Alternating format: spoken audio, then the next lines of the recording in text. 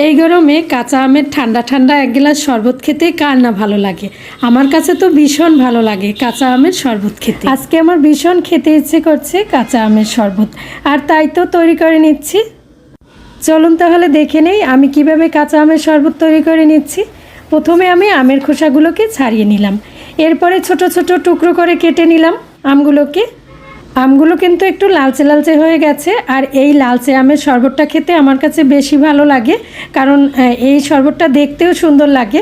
তো আমি ব্লেন্ডার জারে দিয়ে দিলাম ঠান্ডা পানি, আমের টুকরো তো দিয়েছি, এরপরে দিয়েছি স্বাদ মতো লবণ, আর দিয়েছি স্বাদ মতো চিনি, আর সামান্য বিট লবণ দিয়েছি। বাস এরপরে সুন্দর করে ব্লেন্ড করে নিব।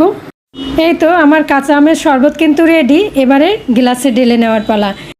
এবারে কয়েক টুকরো বরফ ছড়িয়ে দেব। দেখলেন তো বন্ধুরা, কত সহজে তৈরি হয়ে গেল দারুণ মজার কাঁচা আমের শরবত।